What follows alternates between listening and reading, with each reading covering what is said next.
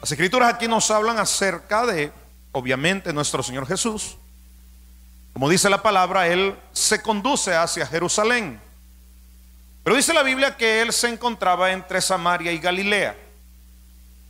Israel, una nación relativamente hablando pequeña, consta básicamente de 3 provincias: Judea, Samaria y Galilea.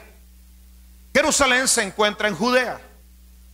Entonces, la palabra señala que nuestro Señor Jesucristo se encontraba entre Galilea y Samaria, no entre Samaria y Judea. Es importante que nosotros notemos esto, porque de igual manera es importante el que entendamos que cuando Jesús se encuentra con estos leprosos, se encontraban a una considerable distancia de Jerusalén. Ahora bien, dice la Biblia pues que cuando Jesús se encuentra en esta aldea, le salieron al encuentro 10 hombres leprosos, los cuales se pararon de lejos. No voy a entrar muy en detalles, pero sí el hecho de que ellos se parasen de lejos respondía a una ley. Los leprosos tenían prohibido el entrar a una comunidad, no podían entrar a una sociedad como nosotros la conocemos.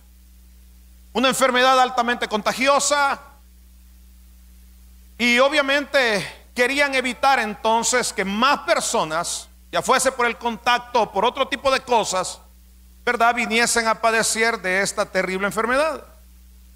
Incluso se ordenaba que un leproso, al pasar cerca de una comunidad, él tenía que llevar una campana, y él tenía que ir sonando la campana y gritando: soy leproso, soy leproso, soy leproso, para que la gente no se acercase a ellos. Esto era ley. Y si ellos, en una manera atrevida, osaban entrar a una comunidad, la gente de esa comunidad perfectamente podían lapidarles, o sea, matarles a pedradas. Entonces, cuando la Biblia dice que ellos se pararon de lejos, es porque ellos no podían acercarse. Pero el hecho de que ellos estuviesen a una considerable distancia del Señor no les impidió que ellos alzaran la voz, que gritaran.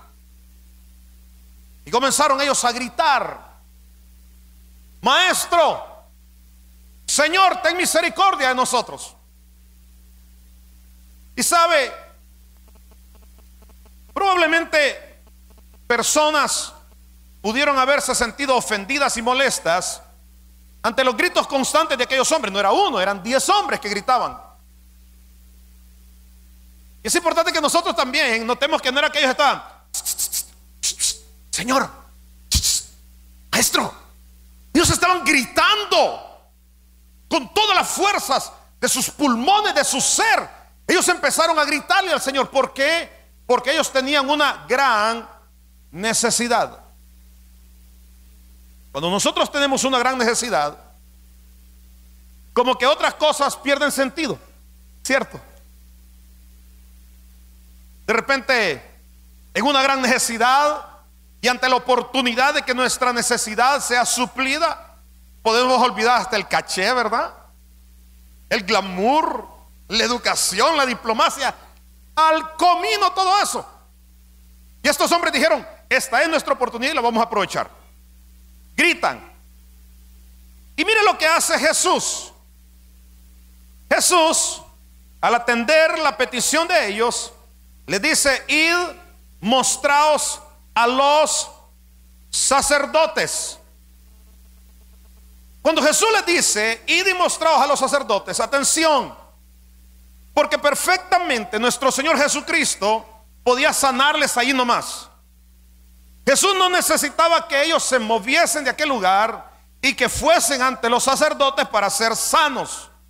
Jesús podía sanarles allí mismo. Sin embargo, Jesús le da esta orden. ¿Para qué? Para dejar establecidos principios, mis amados hermanos, que podrían servir en la posteridad. De hecho, por eso yo estoy predicando de estos pasajes. Lo primero que nosotros vemos acá es que cuando Jesús les dice a ellos, id y mostraos a los sacerdotes, ellos no preguntan, Señor, ¿y para qué?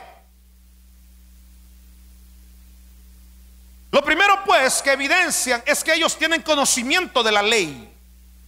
En Levíticos, el Señor había establecido los lineamientos a través de los cuales una persona leprosa podría accesar a la sanidad, buscando el rostro del Señor y por una intervención directa de los sacerdotes.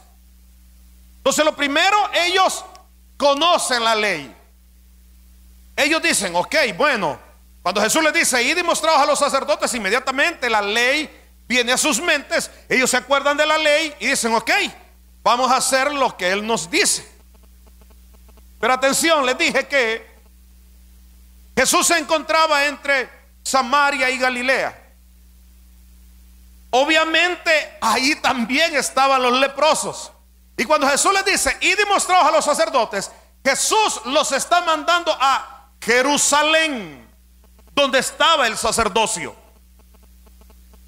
Ahora imagínese usted, estos hombres iban a tener que recorrer cientos de kilómetros. Un par de cientos de kilómetros iban a tener que recorrer ellos. Y atención, no por la ruta comercial. O sea, ellos iban a tener que caminar por vallados, por colinas, por una que otra montaña a lo mejor. ¿Por qué? Porque ellos no podían irse por la ruta comercial. Ellos no podían irse con todos los demás que utilizaban aquellas vías. Ahora, miren ustedes qué fe la que estos tipos evidencian. Primero, muestran tener un conocimiento mínimo, elemental de la ley.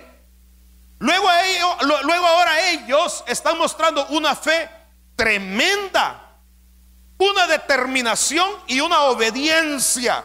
Pregunto yo, ¿a qué pastor no le gustaría tener una iglesia llena de gente como esta? Gente que conoce la palabra, gente llena de fe, gente obediente. Y dice la Biblia que mientras ellos van, el poder del Espíritu Santo opera y los sana. Yo me imagino, hermanos, el momento en el que ellos van caminando y comienzan a experimentar el poder de Dios. Atiéndame, yo quiero que haga uso de su imaginación.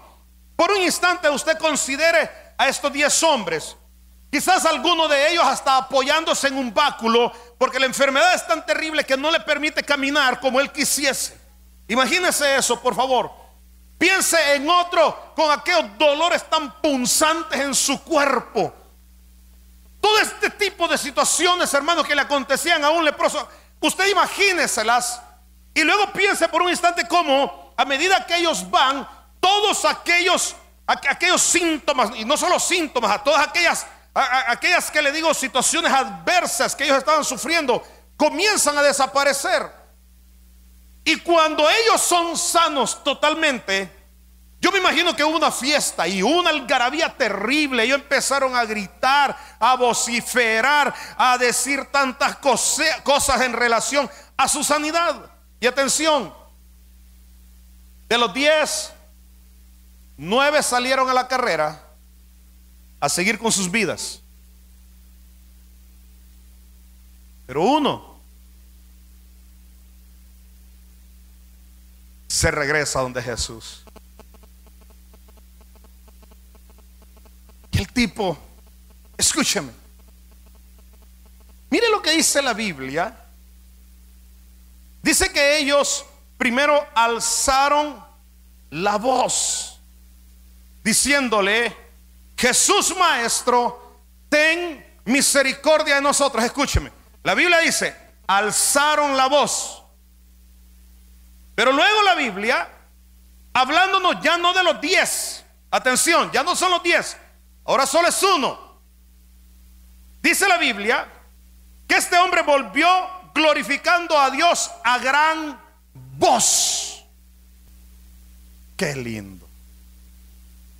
Mis amados hermanos, nosotros tenemos que recordar el ser agradecidos. Hemos perdido, hermanos, eso de ser agradecidos. Y debemos empezar a ser agradecidos con Dios. Por ahí tenemos que empezar, por agradecerle al Señor por todas sus bendiciones, por sus múltiples bendiciones. ¿Sabe usted qué dice la palabra de Dios? Mire rápidamente aquí en Primera Tesalonicenses capítulo 5. Yo quiero leerle aquí en Primera Tesalonicenses capítulo 5 lo que dice el Señor respecto a la gratitud. El versículo 18 dice: dad gracias en todo.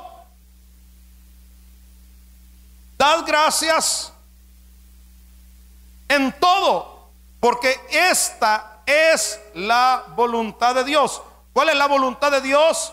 Que seamos agradecidos en todo. ¿Y cuánto es todo? Todo es todo, mis amados hermanos. Ahora, si nosotros, hermanos, no cultivamos el ser agradecidos cuando Dios nos está bendiciendo, peor para que seamos agradecidos cuando vivimos una adversidad. Y el asunto es que a la luz de la palabra, nosotros tenemos que ser agradecidos. ¿Por cuánto? Por todo. O sea que si en algún momento no tuviste que comer, dale gracias al Señor. Te fue mal en tu trabajo, perdiste una materia, te quebrantó tu salud, perdiste un ser querido. O sea, das gracias a Dios en todo. Pero ya aquí, ¿cómo vamos a cultivar nuestra gratitud en la adversidad si en la bonanza se nos olvida? Ante Dios se los digo, hermanos, yo no, en mi mente yo no puedo procesar lo que yo les voy a decir. Yo no puedo procesar en mi mente por qué las bendiciones pueden apartar a una persona de Dios. Ante Dios se lo digo, no, eso mi mente no lo puede procesar. Porque cada vez que Dios me da una bendición, ¿saben cómo lo siento yo? ¿Saben cómo lo interpreto? Les voy a decir cómo lo interpreto. Cuando Dios me da una bendición, Arturo, yo interpreto a Dios enamorándome.